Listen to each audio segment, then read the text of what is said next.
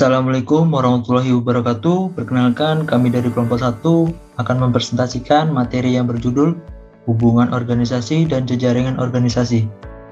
Untuk itu, izinkan saya untuk memperkenalkan nama-nama anggota kelompok. Yang pertama, Adi Firmansyah, saya sendiri selaku ketua kelompok.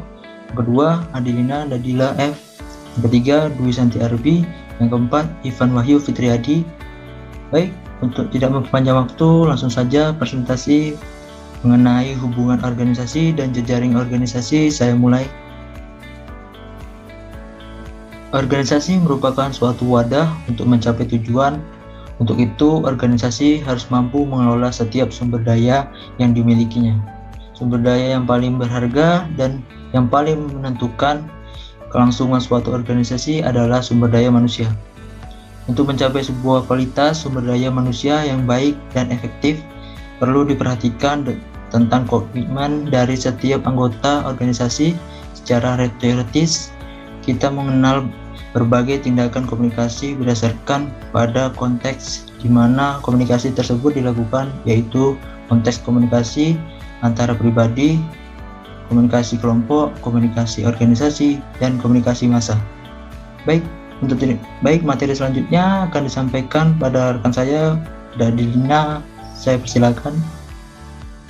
Assalamualaikum warahmatullahi wabarakatuh. Di sini saya akan melanjutkan materi yang akan saya jelaskan. Sebelumnya saya berterima kasih kepada rekan saya yaitu Adit yang telah menyampaikan materinya. Di sini teman-teman saya akan membahas tentang pengertian hubungan dalam berorganisasi, di mana organisasi sendiri menurut dari C. Argis mengatakan bahwa organisasi ini adalah suatu alat atau suatu strategi yang emang dibentuk oleh setiap individu, di mana individu-individu ini akan bertemu dan akan melakukan tujuan mereka yang akan mendapatkan manfaat dari tujuan mereka ini. Dan untuk hubungan dalam berorganisasi sendiri dapat berbentuk salah satunya yaitu komunikasi. Dalam organisasi sendiri itu ada dua jenis hubungan, yaitu hubungan yang pertama hubungan formal, di mana di sini mereka terbentuk karena mereka ada di dalam suatu organisasi. Sedangkan yang kedua itu ada hubungan informal, di mana ini emang di luar dari organisasi. Oke teman-teman, sekarang saya akan melanjutkan materi yang akan saya sampaikan ke teman-teman, yaitu mengenai manfaat dalam hubungan berorganisasi. Kalau tadi saya sudah menjelaskan ke teman-teman tentang di organisasi sendiri itu ada dua jenis hubungan, formal dan juga informal. Untuk manfaat sendiri dalam berorganisasi, pasti teman-teman juga sudah merasakan hal tersebut, di mana tidak akan terjadi suatu hubungan yang lancar jika orang-orang yang ada di organisasi tersebut mereka tidak mempunyai feedback satu sama lain. Ketika kita mempunyai organisasi, terus kita memang ada di ruang lingkup itu sendiri, pasti kita akan merasakan dampaknya yang membuat kita bakalan nyaman untuk ada di suatu organisasi tersebut. Dimana dalam hubungan berorganisasi kita dapat mendapatkan link untuk suatu pekerjaan kita atau justru untuk hal-hal lainnya yang akan kita laksanakan. Baiklah, materi selanjutnya yaitu tentang hubungan organisasi dengan lingkungan. Baik teori yang menjelaskan hubungan organisasi dengan lingkungan.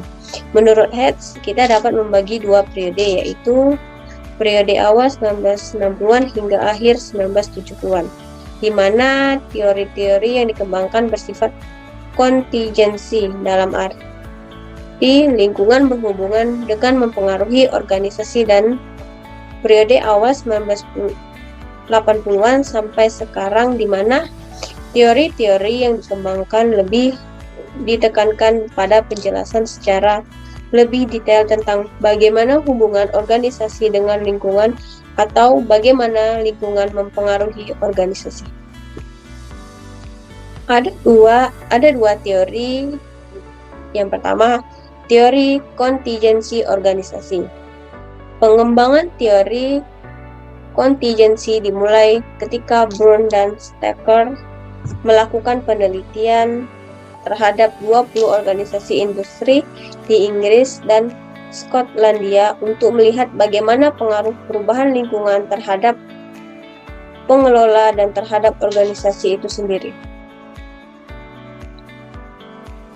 Dari sinilah Brown dan Stacker membedakan bahwa organisasi-organisasi yang mereka teliti ternyata dapat dibedakan menjadi dua jenis struktur yang berbeda, yaitu struktur mekanistik, dan organik. Struktur organisasi mekanistik dibuat atas dasar pertimbangan bahwa sistem kerja yang stabil dibutuhkan agar organisasi dapat menjalankan berbagai fungsinya secara efektif dan efisien. Oleh karena itu, untuk setiap posisi atau jabatan dalam organisasi harus ditentukan secara jelas otoritas atau wewenangnya, kebutuhan informasi atau kompensasi, dan aktivitas-aktivitas teknik yang dilakukan. Yang kedua, yaitu teori ketergantungan sumber daya. Ide dasar dari teori ketergantungan sumber daya adalah bahwa hubungan organisasi dengan lingkungan bersifat dependen. Dalam artinya, organisasi bergantung pada lingkungan untuk mendapatkan sumber daya. Teori ini bertujuan memberikan suatu gambaran kepada para pengelola organisasi mengenai faktor-faktor yang perlu diperhatikan pada lingkungan. Berdasarkan ketergantungan organisasi terhadap sumber daya tertentu yang vital bagi kelangsungan hidupnya.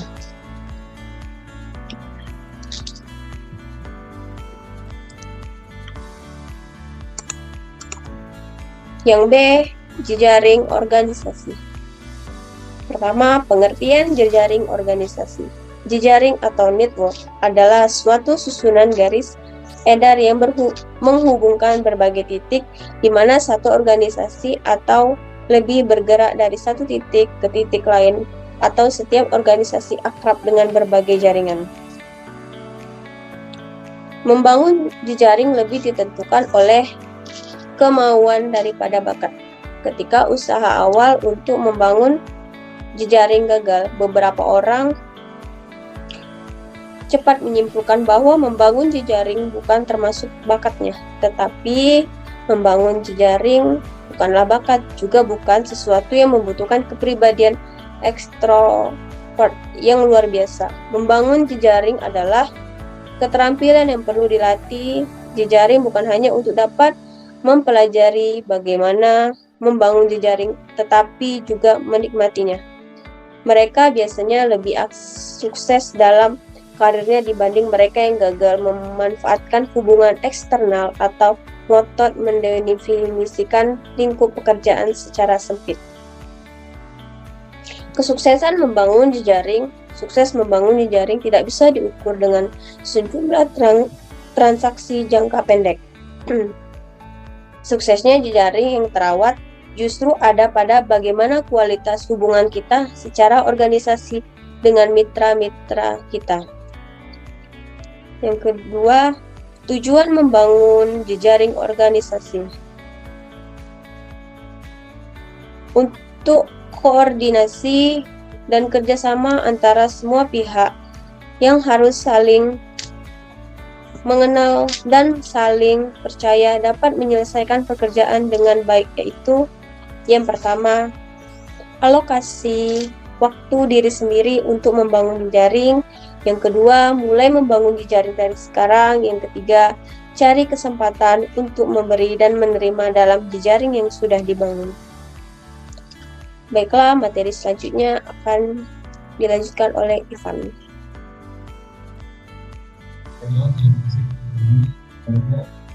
Jaringan informasi dalam organisasi. Jaringan informasi telah memunculkan organisasi yang diramping dengan lebih sedikit karyawan dan struktur yang sederhana. Nah, karyawan dan organisasi bukan dengan jaringan, maka lebih banyak titik pekerjaan dapat dikerjakan oleh lebih sedikit orang. Dapat cukup banyak pemikiran yang membahas cara-cara jaringan berfungsi dalam berorganisasi. A. Kontrol aliran informasi. B. Pengaruh sosial. C. Menyatukan orang-orang kepentingan yang sama. D. Memungkinkan terjadinya struktur tukar menentu sumber daya. Jenis jejaring organisasi. Berdasarkan observasi, ada tiga jenis jejaring yang berbeda tetapi saling berhubungan. Jaring operasional berupa kriteria fungsional, 3 kriteria strategis. 9. Hubungan dalam organisasi dapat berupa komunikasi yang baik antara pemimpin dan karyawan. Dan komunikasi merupakan bagian yang vital dan pekerjaan manajerial yang paling penting. Dalam memanfaatkan jejaring organisasi, mendapatkan hal-hal yang menguntungkan bagi individu atau organisasi tersebut. 2. Sasaran komunikasi dapat diterapkan di dalam suatu organisasi atau perusahaan. Maka sasaran yang betul akan dilaksanakan, tetapi tujuan utamanya tentunya untuk mempersatukan individu yang tergabung di dalam organisasi. Baiklah, demikian hasil presentasi dari kelompok 1 mengenai hubungan organisasi dan jejaringan organisasi. Saya selaku ketua kelompok mohon maaf atas kekurangan dan kelebihan dalam menyampaikan presentasi kali ini. Saya tutup dengan wabillahi taufiq wal hidayah. Wassalamualaikum warahmatullahi wabarakatuh.